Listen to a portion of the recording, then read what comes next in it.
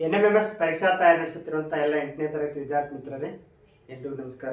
ಸಾಧನೆಗೆ ಬೇಕಾಗಿರುವುದು ಆಶಾವಾದವಲ್ಲ, ಆಸೆಯೂ ಅಲ್ಲ, ಯಾರಿಂದಲೂ ಅಲಿಗಾಡಿಸಲಾಗದಂಥ ಪ್ರಬಲ ಇಚ್ಛಾಶಕ್ತಿ ಸ್ಟ್ರಾಂಗ್ ಆಗಿದ್ರೆ ನಾವು ಪ್ರತಿಯೊಂದರಲ್ಲಿ ಕೂಡ ಗೆಲುವನ್ನು ಕಾಣಬಹುದು. ನೀವು NMMS ಪರೀಕ್ಷೆಗಾಗಿ ತಯಾರಿ ನಡೆಸ್ತಾ ಇದ್ದೀರಿ. ಈ ತಯಾರಿಯಿಂದ ವಿಮುಖಗೊಳಿಸುವಂಥ ಹಲವು ಸಂಗತಿಗಳು ನಡೀತಾನೆ ಇರುತ್ತೆ. ಯಾರೋ ಹಬ್ಬ ಬರ್ತೈತಿ, ಯಾರೋ ಊರಿಗೆ ಕರೀತಾರೆ, ಇಂಥ ಹಲವು ಸಂಗತಿಗಳು ನಡೀತವೆ. ಎಲ್ಲವನ್ನು ಮೀರಿ ನೀವು NMMS ಪರೀಕ್ಷಾ ತಯಾರಿಗೆ ಮೊದಲ ಆದ್ಯತೆಯನ್ನು ಕೊಟ್ಟರೆ, ಅತಿ ಹೆಚ್ಚು ಸಮಯವನ್ನು ನೀವು ಆ ಪರೀಕ್ಷೆಗಾಗಿ ತೊಡಗಿಸ್ಕೊಂಡ್ರೆ, ವಿನಿಯೋಗಿಸಿದ್ರೆ ಖಂಡಿತವಾಗ್ಲೂ ಕೂಡ ನೀವು NMMS ಪರೀಕ್ಷೆಯಲ್ಲಿ ಅತಿ ಹೆಚ್ಚು ಅಂಕ ಗಳಿಸಿ ನೀವು ಸ್ಕಾಲರ್ಶಿಪ್ಗೆ ಸಿಲೆಕ್ಟ್ ಆಗ್ತೀವಿ. ಅದಕ್ಕೆ ನಿಮ್ಮ ಮೊದಲ ಆದ್ಯತೆ, ಫಸ್ಟ್ ಪ್ರಿಯಾರಿಟಿ ಯಾವಾಗಲೂ ಪರೀಕ್ಷಾ ತಯಾರಿಗೆ ಇರಲಿ ಅಂತ ಹೇಳ್ತಾ ಇವತ್ತಿನ ತರಗತಿಯನ್ನು ಪ್ರಾರಂಭ ಮಾಡ್ತಾರೆ. NMMS paper on GMAT paper ಸಂಬಂಧಪಟ್ಟಂತ 38 ವಿಧಗಳಲ್ಲಿ ಮತ್ತೊಂದು ವಿಧ ಯಾವುದಂದ್ರೆ ಸಾಮ್ಯತಾ ಪರೀಕ್ಷೆ, ಅನಾಲಜಿ ಟೆಸ್ಟ್ ಅಂತ ಕರಿತೀವಿ ನಾವು. ಸಾಮ್ಯತೆ, ಅನಾಲಜಿ ಅಂದ್ರೆ ಹೋಲಿಕೆ ಅಂತ ಅರ್ಥ, ಹೋಲಿಕೆ ಮಾಡೋದು. ಇಲ್ಲಿ ಒಟ್ಟು 4 ಪದಗಳು ಅಥವಾ 4 ಸಂಖ್ಯೆಗಳಿರ್ತವೆ. ಮೊದಲೆರಡು ಪದಗಳಿಗೆ ಒಂದು ಸಂಬಂಧ ಇರ್ತೈತಿ.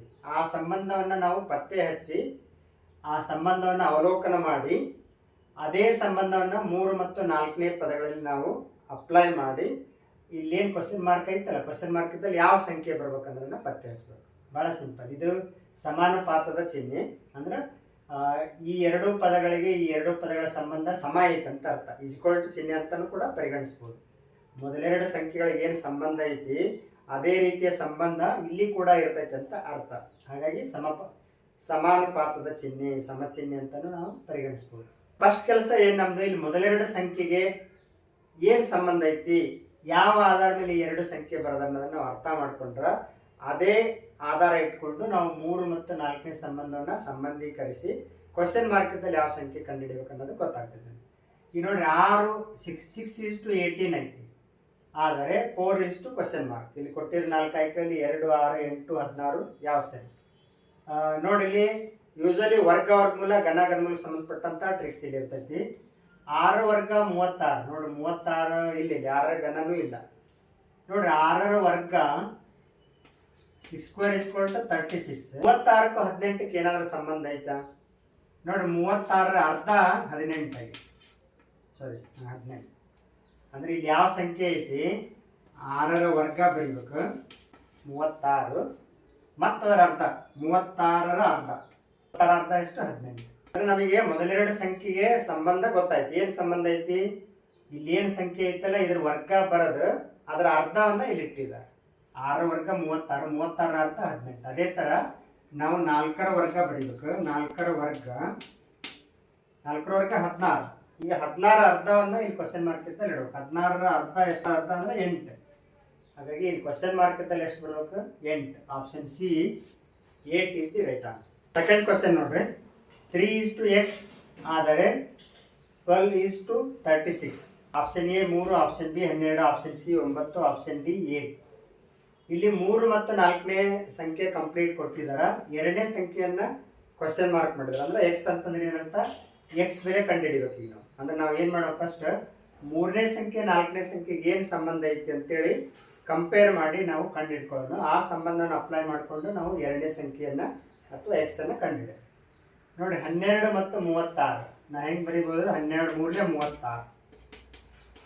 ಅದೇ ಥರ ಇಲ್ಲಿ ಕೂಡ ಇದನ್ನು 3ರಿಂದ ಗುಣಿಸಿ ಈ ಸಂಖ್ಯೆ ಪಡ್ಕೊಂಡಿದ್ದಾರೆ. ಹಾಗಾಗಿ ನಾವು ಇದನ್ನು ಕೂಡ 3ರಿಂದ ಗುಣಿಸಿದ್ರೆ 9 ಬರ್ತದೆ.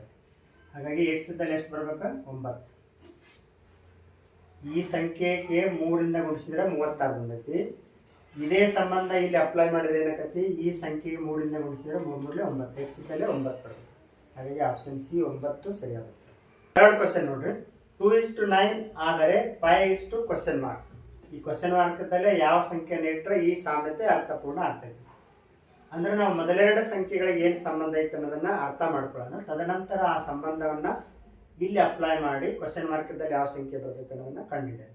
ಇಲ್ಲಿ almost square roots, cube roots ಮೇಲೇನೆ ಇರ್ತಾವೆ. ಅಂದ್ರೆ ವರ್ಗಮೂಲ ಘನಮೂಲ ಸಂಬಂಧಪಟ್ಟಂತೆಯೇ ಟ್ರಿಕ್ಸ್ ಇರ್ತಾವೆ. ಈಗ ನೋಡಿ 2 9 ಐತಿ. ಅಂದ್ರೆ ಈ ಸಂಖ್ಯೆ ಬೆಳೆಸ್ಕೊಂಡು ಇದನ್ನ ಬರ್ದಿರ್ತಾರ ಅವ್ರು ಆಲ್ಮೋಸ್ಟ್. ಅಂದ್ರೆ ಈ ಸಂಖ್ಯೆಯ ವರ್ಗ ಇದಾಗಿರ್ಬೋದು, ಈ ಸಂಖ್ಯೆಯ ಘನ ಇದಾಗಿರ್ಬೋದು, ಈ ಸಂಖ್ಯೆಯ ವರ್ಗಕ್ಕೆ ಎಷ್ಟೋ ಸಂಖ್ಯೆ ಕೂಡಿಸಿದಾಗ ಇದು ಬಂದಿರ್ಬೋದು, ಈ ಸಂಖ್ಯೆಗೆ ನಿರ್ದಿಷ್ಟ ಸಂಖ್ಯೆ ಗುಣಿಸಿದಾಗ ಇದು ಬಂದಿರ್ಬೋದು. ಹಿಂಗೆ ಇದನ್ನು ಬಳಸ್ಕೊಂಡು ಇದನ್ನು ಬರ್ದಿರ್ತಾರೆ, ಅಥವಾ ಇದನ್ನು ಬಳಸ್ಕೊಂಡು ಇದನ್ನು ಬರ್ದಿರ್ತಾರೆ, ಹೆಂಗೋ ಅವ್ನು ಬರ್ದಿರ್ತಾರೆ. ನನಗಿದು 9 ಅನ್ನೋದು ವರ್ಗ ಸಂಖ್ಯೆ ಗೊತ್ತಾಗತೈತಿ. ಎರಡರ ವರ್ಗ ಸಂಖ್ಯೆ ಅಂತೂ ಅಲ್ಲಿದೆ.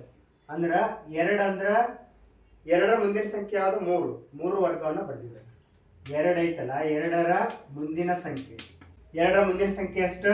3ರ ವರ್ಗ. ಅಂದ್ರೆ ಇಲ್ಲಿ ಏನು ಟ್ರಿಕ್ಸ್ ಐತಂದ್ರೆ, ಇಲ್ಲಿ ಯಾವ ಸಂಖ್ಯೆ ಐತಲ್ಲ ಇದರ ಮುಂದಿನ ಸಂಖ್ಯೆ ಬರ್ಕೊಳ್ಳೋದು, ಅದರ ವರ್ಗವನ್ನ ಇಲ್ಲಿ ಬರೆಯೋದು. 2 ಐತಲ್ಲ, ಅದರ ಮುಂದಿನ ಸಂಖ್ಯೆ 3 ವರ್ಗ ಇಲ್ಲಿ ಬರೋದು. ಅದೇ ತರ ಇಲ್ಲಿ 5 ಐತಿ, 5ರ ಮುಂದಿನ ಸಂಖ್ಯೆ ಬರ್ಕೋಬೇಕು. 5ರ ಮುಂದಿನ ಸಂಖ್ಯೆ ಎಷ್ಟು? 6 ವರ್ಗವನ್ನ ನಾವು ಕ್ವಶನ್ ಮಾರ್ಕ್ ಅಂತ ಬರೀಬೇಕು. 6ರ ವರ್ಗ ಸಿಂಪಲ್ ಐತಿ ನೋಡಿ. ಈ ಸಂಖ್ಯೆ ಅದರ ಮುಂದಿನ ಸಂಖ್ಯೆ ವರ್ಗ ಬರ್ದಿದ್ದಾರೆ. ಈ ಸಂಖ್ಯೆ ಅದರ ಮುಂದಿನ ಸಂಖ್ಯೆ ಅಂದ್ರೆ 6 ವರ್ಗ 36. ಹಾಗಾಗಿ ಕ್ವಶನ್ ಮಾರ್ಕ್ ಇದ್ದಲ್ಲೇ ಆಪ್ಷನ್ ಎ 36 ಇಟ್ರ ಈ ಸಾಮ್ಯತೆ ಅರ್ಥಪೂರ್ಣ ಆಗ್ತದೆ. ಕ್ವಶನ್ ನಂಬರ್ 4, 80:400 ಆದರೆ 60 ಕ್ವಶನ್ ಮಾರ್ಕ್. 2003 ಒಳಗೆ B.Ed CET ಯಲ್ಲಿ ಕೇಳಿದಂಥ ಪ್ರಶ್ನೆ. Option A 200, option B 250, 225, 425. ಇಲ್ಲಿ ಮೊದಲೆರಡು ಸಂಖ್ಯೆಗಳಿಗೆ ಏನು ಸಾಮ್ಯತೆ ಐತೆ ಅನ್ನೋದು ಕಂಡುಹಿಡಿಯೋದು. ಇದು ನಮಗೆ 400 ಅಂದ್ರೆ 20ರ ವರ್ಗ. ಹಾಗಾಗಿ 80 ಇದ್ದದ್ದು 20 ಆಗಿ ಅದರ ವರ್ಗ ಬರೀಬೇಕಾದ್ರೆ ನಾನು ಇದನ್ನ 80 ಹೆಂಗೆ ತಗೋತೀನಿ? 4ರಿಂದ ಭಾಗಿಸ್ತೀನಿ. ಈ ಸಂಖ್ಯೆ 4ರಿಂದ ಭಾಗಿಸಿದ್ರೆ 20 ಬಂತು. 4 20 80, 20 ಸ್ಕ್ವೇರ್ ಅಂದ್ರೆ 400. ಟ್ರಿಕ್ಸ್ ಹೆಂಗೈತೆ ನೋಡ್ರಿ. ಈ ಸಂಖ್ಯೆಗೆ 4ರಿಂದ ಭಾಗಿಸೋದು 20 ಬರ್ತೈತಿ. 20ರ ವರ್ಗನ ಇಲ್ಲಿ ಬರ್ತಿದೆ. ಇದೇ ಟ್ರಿಕ್ಸ್ ಅನ್ನ ಇಲ್ಲಿ ಅಪ್ಲೈ ಮಾಡೋಣ. 60ಕ್ಕೆ 4ರಿಂದ ಭಾಗಿಸ್ಬೇಕು. ಬಂದ ಉತ್ತರ ಎಷ್ಟು? 15. 4 1 4 15. 15ರ ವರ್ಗ 225. ಅಂದ್ರೆ ಕ್ವಶನ್ ಮಾರ್ಕದಲ್ಲಿ 225 ಇಟ್ರ 60ಕ್ಕೆ 4ರಿಂದ ಭಾಗಿಸಿದ್ರೆ 15, 15 ವರ್ಗ 225. ಈ ಟ್ರಿಕ್ ಕರೆಕ್ಟ್ ವರ್ಕೌಟ್ ಆಗುತ್ತೆ. ಹಾಗಾಗಿ ಆಪ್ಷನ್ ಸಿ 225 ಸರಿಯಾಗಿ. ಟ್ರಿಕ್ ಪ್ರಾಬ್ಲಮ್ ನೋಡ್ರಿ. 7:53 ಆದರೆ 8 ಕ್ವಶನ್ ಮಾರ್ಕ್. ಈ ಕ್ವಶನ್ ಮಾರ್ಕ್ ಇದ್ದಲ್ಲಿ ಯಾವ ಸಂಖ್ಯೆ ಇಟ್ಟರೆ ಈ ಸಾಮ್ಯತೆ ಅರ್ಥಪೂರ್ಣ ಆಗ್ತದೆ. ಇಲ್ಲಿ ಫಸ್ಟ್ ಮೊದಲೆರಡು ಸಂಖ್ಯೆಗಳಿಗೆ ಏನು ಸಂಬಂಧ ಐತೆ ಅನ್ನೋದನ್ನ ಕಂಡುಹಿಡ್ಕೊಳ್ಳೋಣ. ಆಲ್ಮೋಸ್ಟ್ ಇಲ್ಲೇ ವರ್ಗಮೂಲ ಘನಗಮೂಲ ಸಂಬಂಧಪಟ್ಟಂತನೇ ಇರ್ತೈತಿ. 7ರ ವರ್ಗ 49, ಬಟ್ ಇಲ್ಲಿ 53 ಐತಿ. ಹಾಗಾಗಿ ನಾನು ಏನು ಸಂಬಂಧ ಬೆಳೀತೇನೆ ಅಂದ್ರೆ 7 ಸ್ಕ್ವೇರ್ ಪ್ಲಸ್ 4. 7 ಸ್ಕ್ವೇರ್ ಅಂದ್ರೆ 49. 49ಕ್ಕೆ 4 ಕೂಡಿಸಿದರೆ 53 ಬಂದೈತಿ.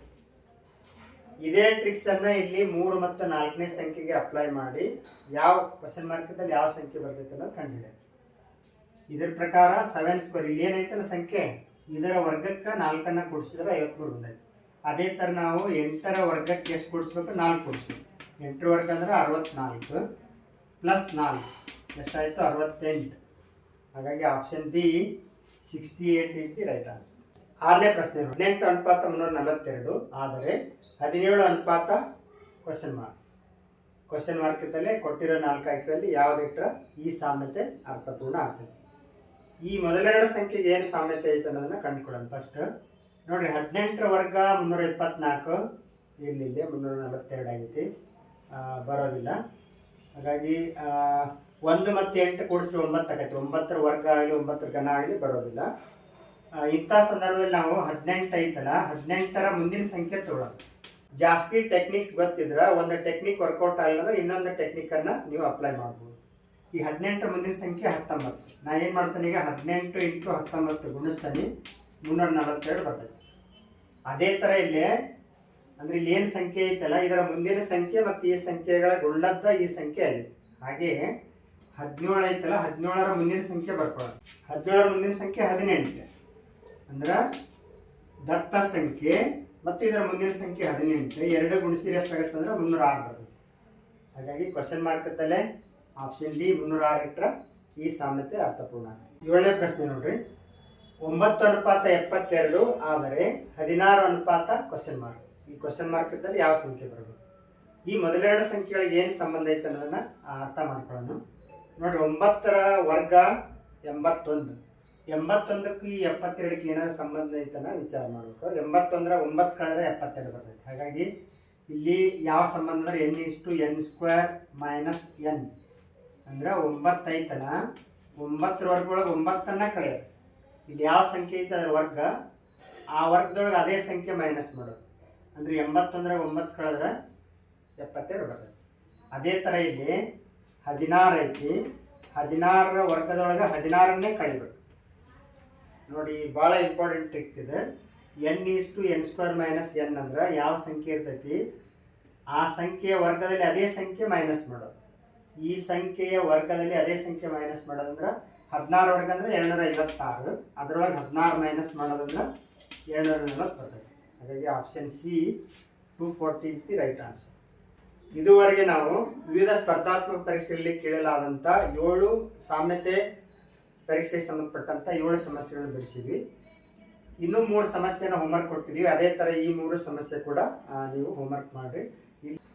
ಕೊಟ್ಟಿರೋ 4 ಆಯ್ಕೆಗಳಲ್ಲಿ ಯಾವ ಸರಿ ಅನ್ನೋದನ್ನು ನೀವು ತೀರ್ಮಾನ ಮಾಡಿ. ಮುಂದಿನ ವಿಡಿಯೋದಲ್ಲಿ ಮತ್ತೊಂದು ಹೊಸ ಕಾನ್ಸೆಪ್ಟನ್ನು ತೆಗೆದುಕೊಂಡು ವಿವಿಧ ಸ್ಪರ್ಧಾತ್ಮಕ ಪರೀಕ್ಷೆಗಳಲ್ಲಿ ಈ ಕಾನ್ಸೆಪ್ಟ್ ಸಂಬಂಧಪಟ್ಟಂತೆ ಮತ್ಯಾವ ಸಮಸ್ಯೆ ಬಿಡಿಸಿದಾರ ಅನ್ನೋದನ್ನು ಚರ್ಚೆ ಮಾಡೋಣ.